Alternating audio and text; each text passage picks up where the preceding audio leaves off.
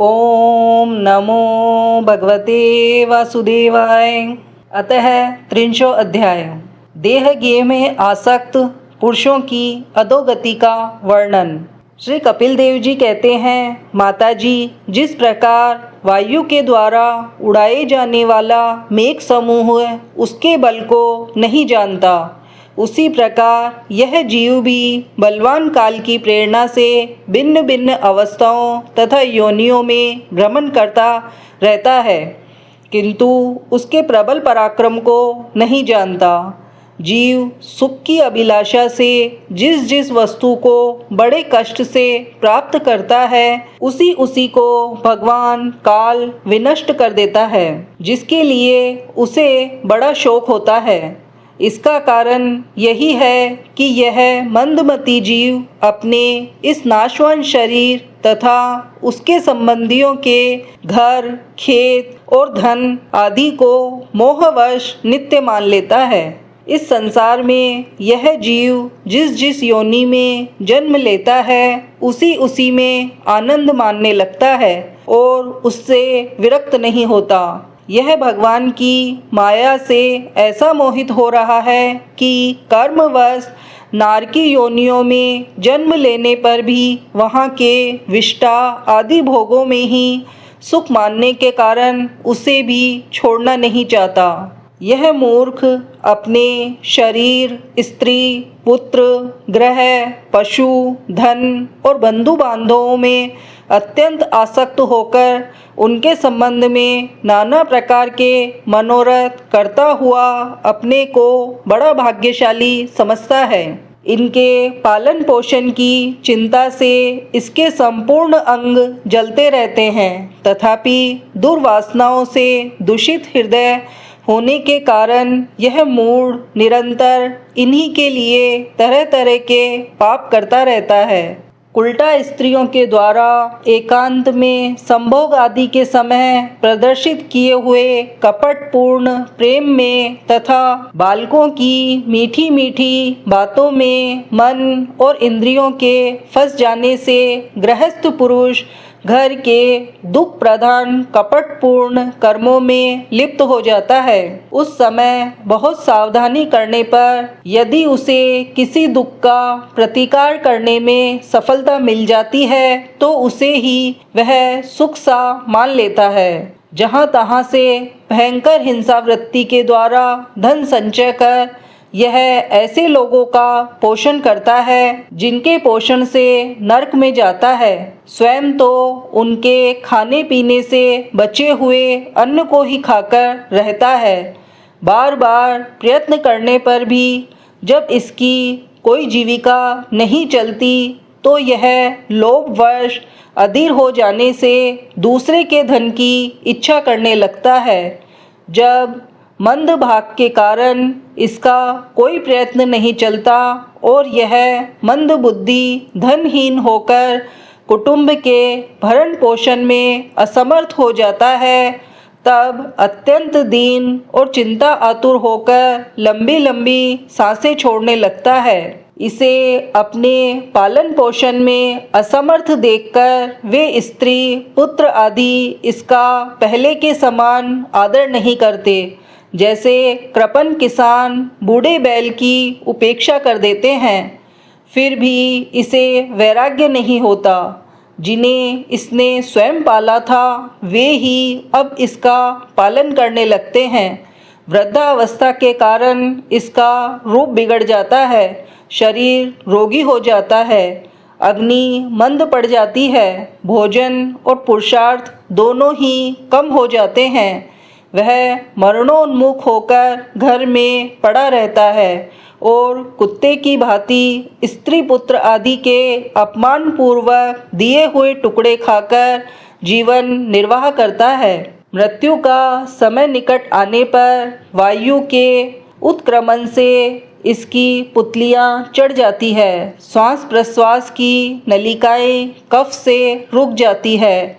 खांसने और सांस लेने में भी इसे बड़ा कष्ट होता है तथा कफ बढ़ जाने के कारण कंठ में घुरघुराहट होने लगती है। यह अपने शोकातुर बंधु बांधवों से घिरा हुआ पड़ा रहता है और मृत्युपाश के वशीभूत हो जाने से उनके बुलाने पर भी नहीं बोल सकता। इस प्रकार जो मूढ़ पुरुष इंद्रियों को न जीतकर निरंतर कुटुंब पोषण में ही लगा रहता है, वह रोते हुए स्वजनों के बीच अत्यंत वेदना से अचेत होकर मृत्यु को प्राप्त होता है। इस अवसर पर उसे लेने के लिए अति भयंकर और रोषयुक्त नेत्रों वाले 2 यमदूत आते हैं। उन्हें देखकर वह भय के कारण मलमूत्र कर देता है। वे यमदूत उसे यातना देह में डाल देते हैं और फिर जिस प्रकार सिपाही किसी अपराधी को ले जाते हैं, उसी प्रकार उसके गले में रस्सी बांधकर बलात् यमलोक की लंबी यात्रा में उसे ले जाते हैं। उनकी घुड़कियों से उसका हृदय फटने और शरीर कांपने लगता है। मार्ग में उसे कुत्ते नोचते हैं। उस समय अपने पापों को याद करके वह व्याकुल हो उठता है। भूख प्यास उसे बेचैन कर देती है तथा धाम दावानल और लूओं से वह तप जाता है। ऐसी अवस्था में जल और विश्राम स्थान से रहित उस तृप्त बालुका में मार्ग में जब उसे एक पग आगे बढ़ने की भी शक्ति नहीं रहती, यमदूत उसकी पीठ पर कोड़े बरसाते हैं। तब बड़े कष्ट से उसे चलना ही पड़ता है। वह जहाँ तहाँ थक कर गिर जाता है, मूर्छा आ जाती है, चेतना आने पर फिर उठता है। इस प्रकार अति दुख में अंधेरे मार्ग से अत्यंत क्रूर यमदूत उसे शीघ्रता से यमपुरी को ले जाते हैं। यमलोक का मार्ग 99,000 योजन है। इतने लंबे मार्ग को 2 या 3 मुहूर्त में तय करके वह नरक में तरह तरह की यातनाएं भोगता है। वहाँ उसके शरीर को धधकती लकड़ियों आदि के बीच में डालकर जलाया जाता है। कहीं स्वयं और दूसरों के द्वारा काट काट कर उसे अपना ही मांस खिलाया जाता है। यमपुरी के कुत्तों अथवा गिद्धों द्वारा जीते जी उसकी आंतें खींची जाती हैं। सांप, बिच्छू और डांस आदि डसने वाले तथा डंक मारने वाले जीवों से शरीर को पीड़ा पहुंचाई जाती है। शरीर को काट कर टुकड़े टुकड़े किए जाते हैं। उसे हाथियों से चिरवाया जाता है, पर्वत शिखरों से गिराया जाता है अथवा जल या गड्ढे में डालकर बंद कर दिया जाता है। ये सब यातनाएं तथा इसी प्रकार की तमिश्न, अंधतमिश्न एवं रौरव आदि नरकों की और भी अनेक यंत्रणाएं स्त्री हो या पुरुष उस जीव को पारस्परिक संसर्ग से होने वाले पाप के कारण भोगनी ही पड़ती है।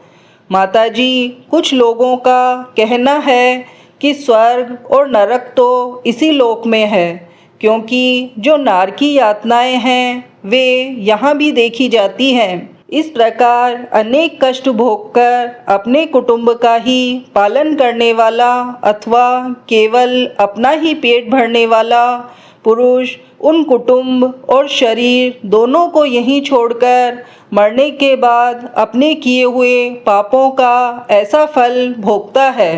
अपने इस शरीर को यहीं छोड़कर प्राणियों से द्रोह करके एकत्रित किए हुए पाप रूप पाथेय को साथ लेकर वह अकेला ही नरक में जाता है। मनुष्य अपने कुटुंब का पेट पालने में जो अन्याय करता है, उसका देव विहित कुफल वह नरक में जाकर भोगता है। उस समय वह ऐसा व्याकुल होता है मानो उसका सर्वस्व लुट गया हो। जो पुरुष निरी पाप की कमाई से ही अपने परिवार का पालन करने में व्यस्त रहता है, वह अंधतिमिश्न नरक में जाता है।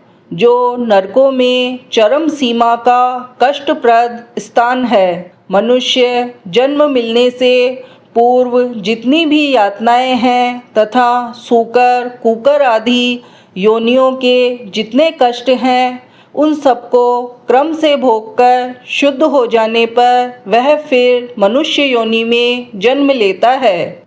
इति ही श्रीमद्भागवते महापुराणे पारमहंस्या संहिताया तृतीय स्कंदे कपिलयेयो पाख्याने कर्म विपाको नाम 30 अध्याय।